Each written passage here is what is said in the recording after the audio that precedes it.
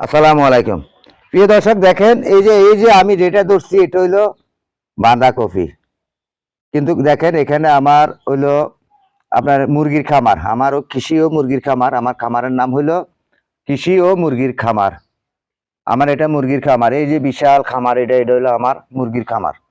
কিন্তু তাই আপনাদেরকে বলতে চাই, এই খামারের ভিতরে আমি বাঁধাকপি লাগাইলাম, তারপরে পেঁপে লাগাইলাম, এখানে দেখতেছেন এই যে রসুন লাগাইলাম, বেগুন লাগাইলাম, তারপরে আপনার ওই যে ওই সাইডে তরমুজ লাগাইলাম, বিভিন্ন রকমের সবজির চাষাবাদ আমি করতেছি।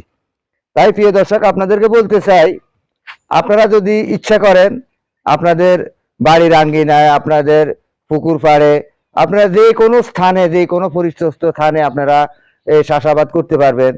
এই চাষাবাদে আপনাদের নিজেদের খাদ্যের চাহিদাটা মিটে যাবে এবং কি নিজেদেরকে আর বাজার থেকে কিনতে হবে না। তাহলে আমরা সবাই যদি এরকম যদি আমরা চাষাবাদ করি, এই যে বাঁধাকপি, আপনার বেগুন, এগুলা তো বাড়িতে মানানসই। কিংবা বাঁধাকপি আপনি ইচ্ছা করলে আপনার বাঁধাকপি আপনি বিল্ডিং এর ছাদের মাধ্যমে করতে পারেন। বাঁধাকপি যে কোনো জায়গাতে আপনার চাষাবাদ হয়।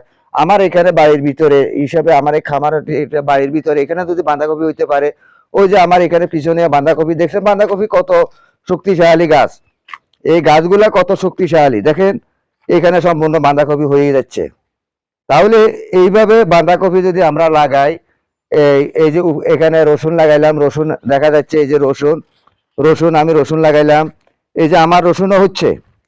এই যে রসুনের এক একটা গাছ কিভাবে মোটা হচ্ছে, আপনার এখানে রসুনও হচ্ছে। পেঁপে গাছ লাগাইলাম, বিভিন্ন রকমের সবজি লাগাইলাম।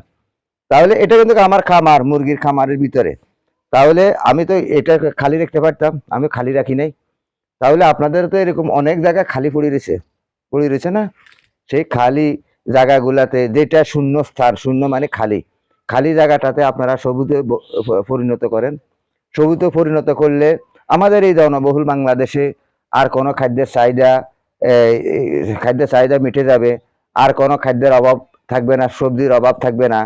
আমাদের নিজেদের চাহিদা নিজেরা যদি মিটাতে পারি, তাহলে আমাদের বাজারের দর কমে যাবে। যারা শহরবাসী আছেন, যারা উপর স্তরে আছেন, তার যারা শহরে সবজি কিনে খেতে হয়, তারা যেন কম দামে খেতে পারে।